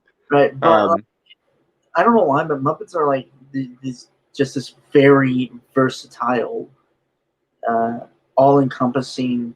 Like you put them in. You can stick them just about anywhere, and it'll make something fun and entertaining happen. In fact, when I was a kid, I watched Muppets Wizard of Oz, and for those that don't know, in that movie, Pepe is Toto, and of course, you know he. Oh my god! No, I just remember. I'm sorry, I just remember Muppets Wizard of Oz. Yeah, and there's a scene in that where Gonzo, who is the Tin Man in the context of this, is a robot essentially, and is plugged into like wires, and he takes the connected to wires nose off and puts on a metal version of his regular nose, and he calls it his cell phone. And Pepe Toto this scene I absolutely love. I know what. Never Yeah. never fails to make me laugh. he Toto is just trying to play straight man to all this weirdness, while simultaneously being an over-the-top weird character in his own right, because it's Pepe the Prawn. And he asks Gonzo what the nose thing is, and Gonzo says, "This is my cell phone," and Pepe responds, "Oh, that's your cell phone. Well, then what do these do?" Twists nipples of Tin Man Gonzo, and and of course he's expecting them to have some elaborate function, and Gonzo simply says, "Nothing. Those are just my nipples." And Pepe Toto loses his fucking mind. I can't do it with the straight face. God damn it. I was trying to hold in my laugh. I was trying to hold it in. I didn't want to like just burst out laughing from that. Every time. Right. It's also why I'm kind of like, I'm always going to be upset with like Happy Time Murders because I so would have loved it. So should have been a good movie. Well, no, yeah, they should have just played it straight, like a full-on detective story, like Muppets, like Seven, but with the Muppets. Yeah, an adult murder mystery with Muppets in it. And like, what's weird is, like, I remember seeing the concept art they had like years ago, before it came out, right? Yeah. And it looked so different comparatively to that. And you want to know the true tragedy of Happy Time Murders? The really, you're going to be kicking yourself once I point this out, and it's never going to look the same again. Yeah. If they did it right, if it could have been the Muppet equivalent to Who Framed Roger Rabbit, because they kind of never acknowledge the second class citizen rights of the Muppet characters in Happy Time Murders. But if they had and played it almost like Who Framed Roger Rabbit, we could have had Who Framed Roger Rabbit, but with Muppets. Tell me that is not the single most awesome thing possible. I'm still just thinking of like the concept of like Seven, like the movie David Fincher's Seven. Yes, yeah. Yeah. That's a cool concept to me. Just because like Seven is like one of those like it's a very grounded story, but like the cinematography and just the way the film looks is super cinematic, and like you put in like the colorful characters of the felt faces and stuff of. Yeah, again, it's Seven meets Who Framed Roger Rabbit, and it could have been the most awesome thing ever. Yeah. But at least one of Jim Henson's children knows what he was about. That's how we got Dark Crystal Age of Resistance, which is glorious, and should have gotten a fucking season 2. Shall we? We shall. Welcome, foolish Muppets, to tonight's very special Halloween challenge. We just have to survive the night in this haunted mansion? Everything here will seem familiar, but your eyes may deceive you. Oh! I'm mysterious! Madame, with you? This Piggy has Madame Leota. Yeah. For some reason, I thought she'd be the bride. Oh yeah, I could totally see Miss Piggy, especially if she were particularly mad at Kermit. She would totally just get an axe while she's in her wedding dress. Yeah, but it's whatever. I'm fine with that. Yeah, but there's definitely a lot of funny and fun things going on here, so I'm in favor of this. Next, Banana.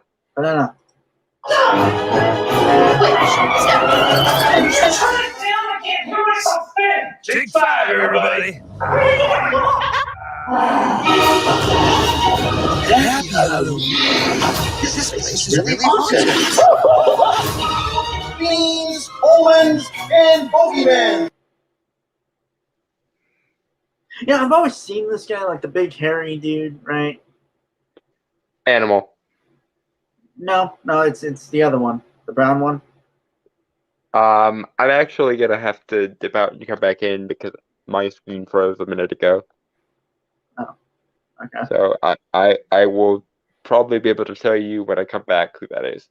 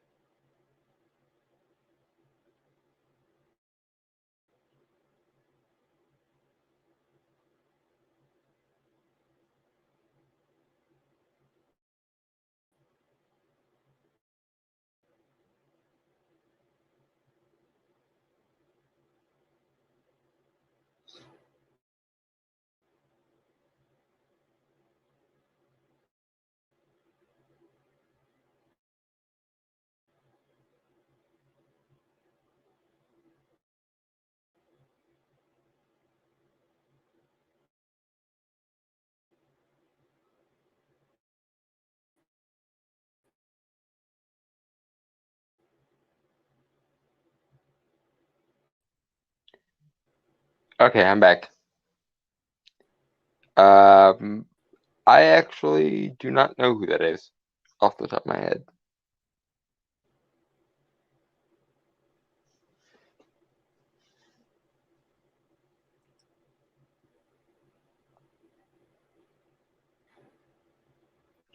Brent.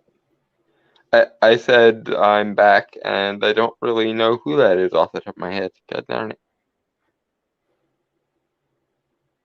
He's an old one. I know that. Yeah, no, I've seen him before. I know that he has existed before. I just don't know from where, and I don't know who he is. And now I feel bad that I don't know who he is.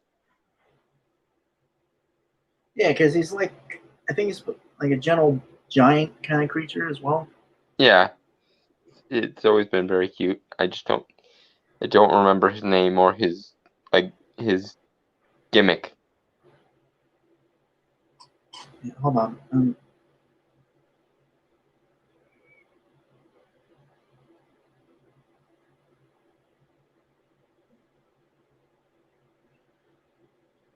All right. Well.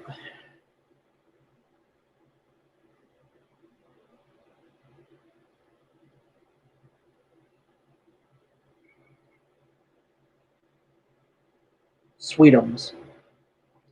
Ah, there we go. Which is a fitting name now that I hear it. Yeah. Anyway, banana. Banana. Lend me your beer. It's showtime. Usually I'm worried about dying up here, but looks like you beat me to it. Don't you have anything better to do than boo me? Tough room. Ooh, indoor lightning. Not a shrimp. Close enough. Yep, I was right.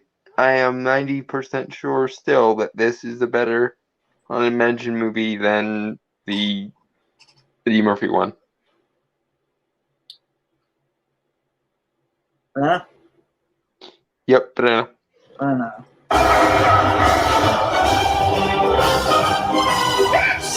Shaka waka!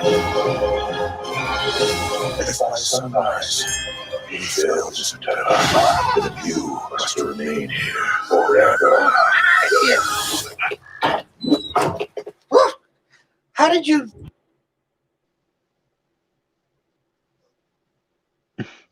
Yeah, that's still got unmanaged. Yeah, this is just making me smile now. Yeah. Next, banana. Banana. I could just eat you alive. That's sweet, right? Muppets. October 8th, by the way. Oh, so next week. Damn. We might have to do a review, although you don't have Disney Plus. Shit.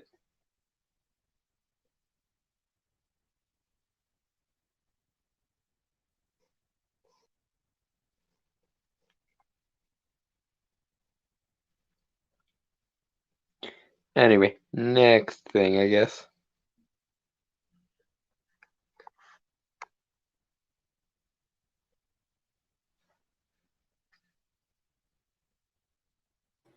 Yes, I was just setting up. I mean, we can still do a review. You just would have to do most of the talking, so nothing really changes there. Well, I mean, I don't want to review something that you can't watch.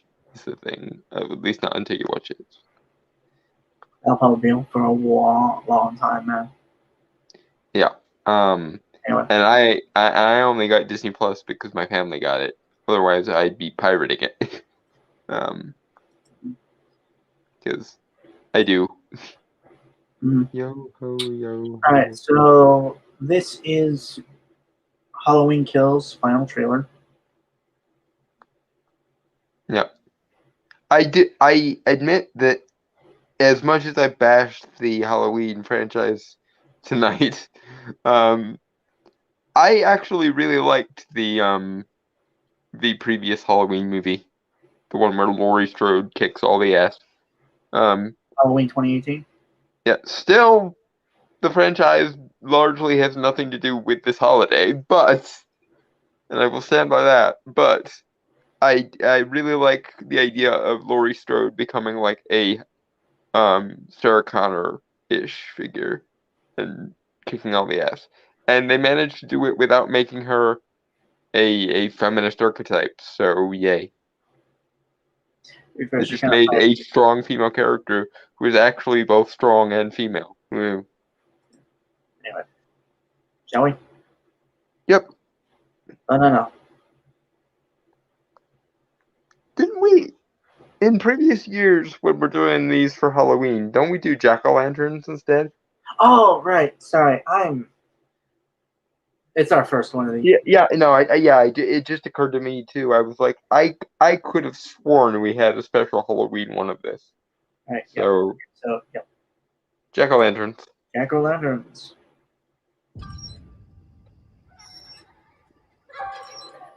Hey, what are you guys doing out here? It's Halloween. We've been trick-or-treating. Are you alone? There's a freaky man in a white mask. Where? And he keeps like trying to play hide and seek with us. Where did you see him? Look!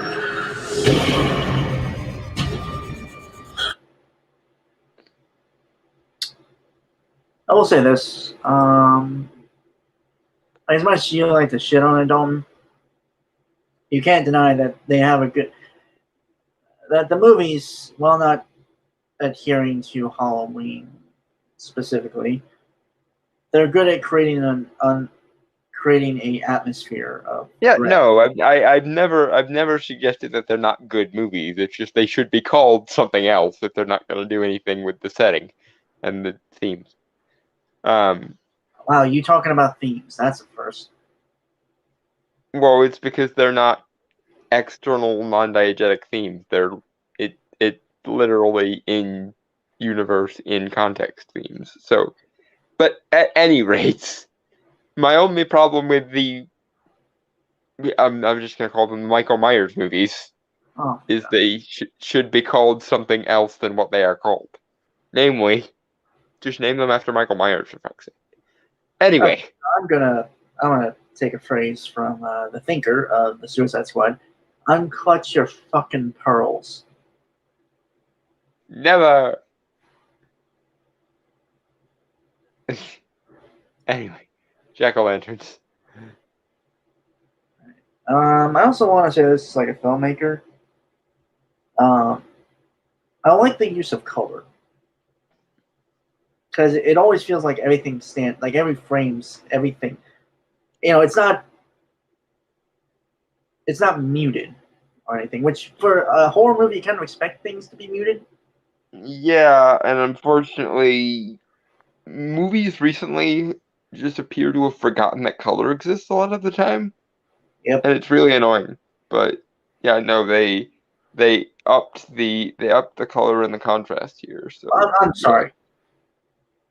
I'm the motherfucker who pointed it out in the first place about the color in movies. I think we both have like gone after this point a dozen or so times now. Right, fair, but like I don't know, it's like yeah, and like the blue tint, as often as it is used to very poor effects, this is where like it actually works because like Halloween was kind of the first one to use really that kind of blue tint. It's a horror movie, goddammit, so make something horrific out of it. Yeah. And they actually managed to actually use that coloring correctly by not letting it wash out the entire movie and make everything else look gray. Yeah. What's funny is like Rob Zombie actually didn't have a problem with that because although granted it was more of an orange colored tint to it, but that kind of made sense. Yeah, because like theming. Autumn and stuff. Yeah. But yeah, I actually don't mind the Rob Zombie ones. They're weird and they make no sense, but that's what you go to a Rob Zombie movie for. I hope he can do the monsters justice though. I really hope he can. I want the monster movies to succeed.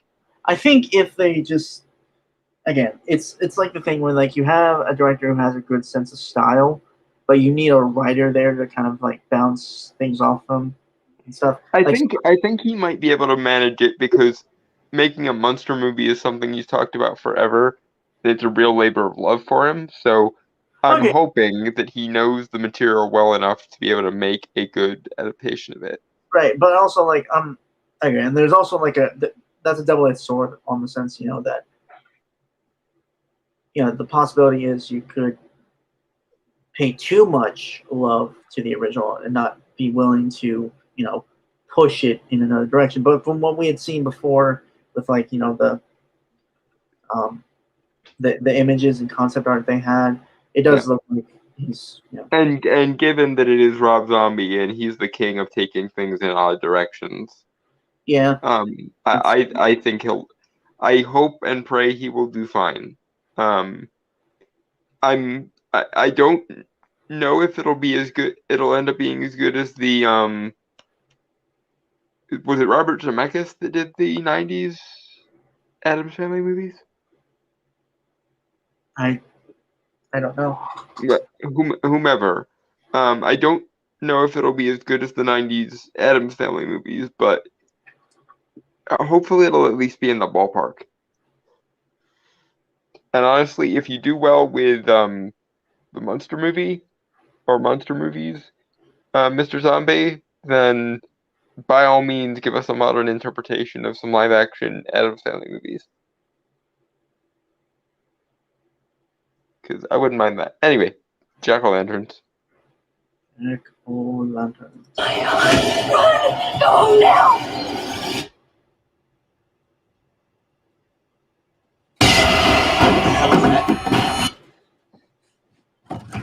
Unlock the door!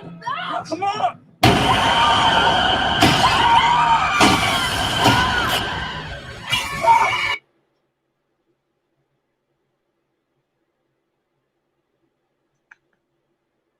Okay, where's Lori? Because they spent the entire movie previously convincing us that she's a badass bitch now, and I want to see her go at it with Michael again. Hey, Don. If I remember correctly, this movie takes place like immediately after the first movie, and oh my god, still on Halloween night, so shut the fuck up.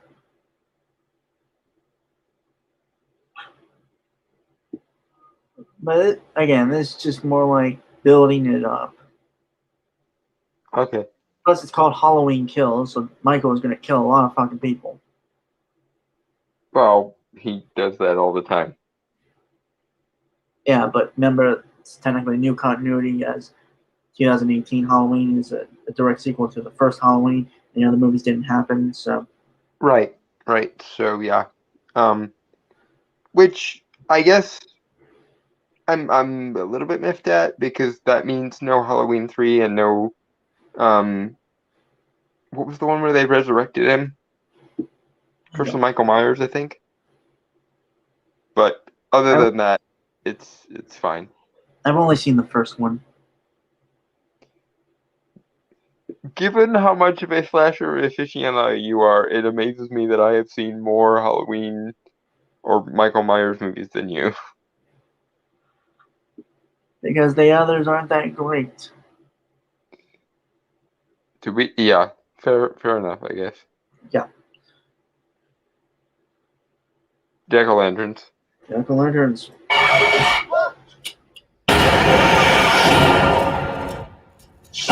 We killed Michael. My grandmother set the fire. Told you. What?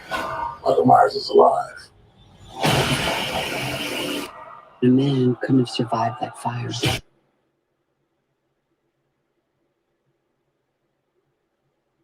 I'll say the first trailer was probably better. I mean, I know we didn't really watch it, but I watched it myself. Kind of better in like. I'm not gonna lie. This seems a very blockbuster-like trailer, sort of. Mm-hmm. The other one seemed more of like a standard horror trailer. Mm-hmm. I don't know. It just I don't know how to explain it. It's just more of the feeling I'm getting from it. Yeah, there's something off here. I don't really know where to place it, I guess. I think it might be the music for me. I don't know. It feels a little too epic, you know? It doesn't. What doesn't make sense for me is, why didn't they just do a sequel to the previous one that everyone liked? The Badass Laurie Strode one. Because you could honestly make an entire series just out of her and Michael going at each other.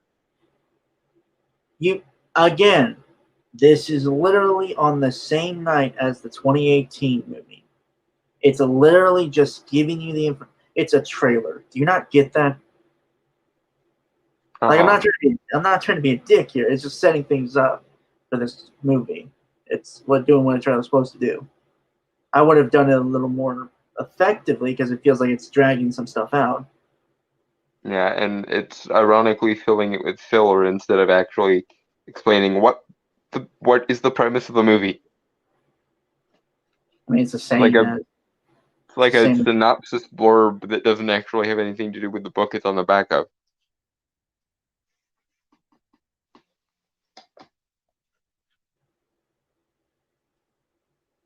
Yep.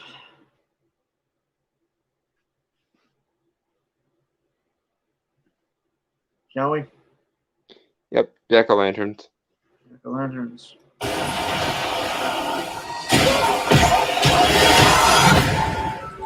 40 years ago, the boogeyman came for us. We are the survivors of Michael Myers. Laurie, what do we do?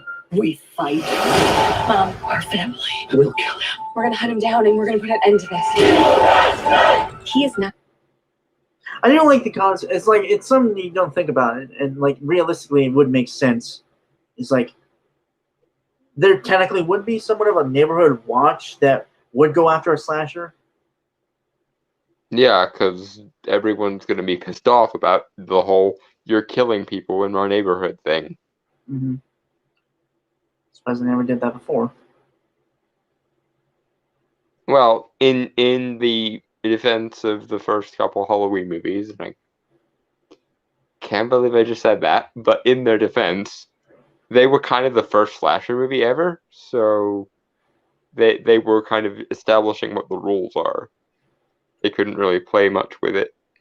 When you're the person who gets to say these are the rules, you don't also get to say, and this is how you break the rules. Mm-hmm.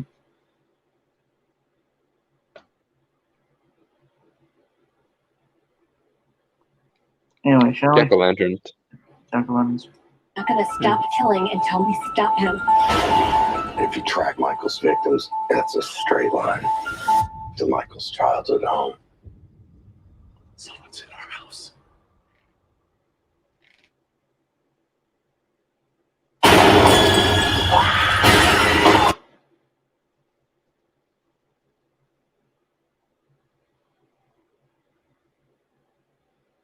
Yeah, I feel like they are going to ramp up the body count because, again, they are starting from effectively scratch because Michael didn't kill that many people in the original Halloween movie. Yeah, it was a very basic as far as slasher movies go. Now, granted, if I were one of the victims, I'd be really annoyed with somebody going, "Oh, he didn't kill that many people," but still, as far as slashers go, and in particular Michael Myers, relative to the original run, yeah, this is probably going to be a bloodbath. I mean, he killed a good number of people in 2018. As it's supposed to technically be a soft reboot successor sequel to the original. Mm-hmm. And since this is called Halloween Kills, one assumes there's going to be a lot of kills. Yeah. Herein. It feels like John Wick, where like they feel like they have to amp up the number of people dead. Although John Wick, if he was a slasher, is a really good premise for a thing. I mean, it kind of technically already is, like in the first movie. That's how he's treated as. Basically, yeah. Shall we? Yep, jack-o'-lanterns. Jack-o'-lanterns. He is coming for me, but I'm coming for him.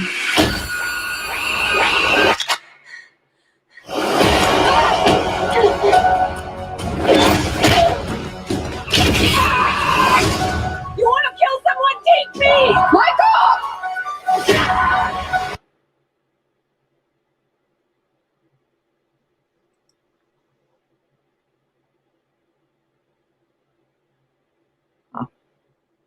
I got nothing. It's interesting, but again, it's just. Yeah, I got nothing. Yep. Jack-o'-lanterns. Jack-o'-lanterns. I want to take his mask off and see the life leave his eyes.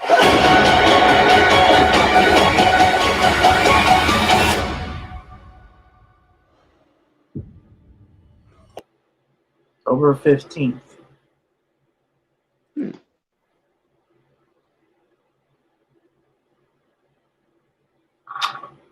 I got nothing to really say. I'm intrigued. I would have to watch the 2018 one.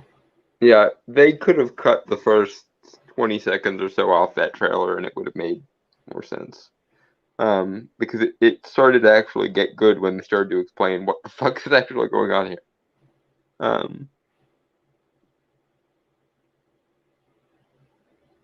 So, yeah. I probably won't run out to see this one, but if I end up seeing it eventually, then I'll see it.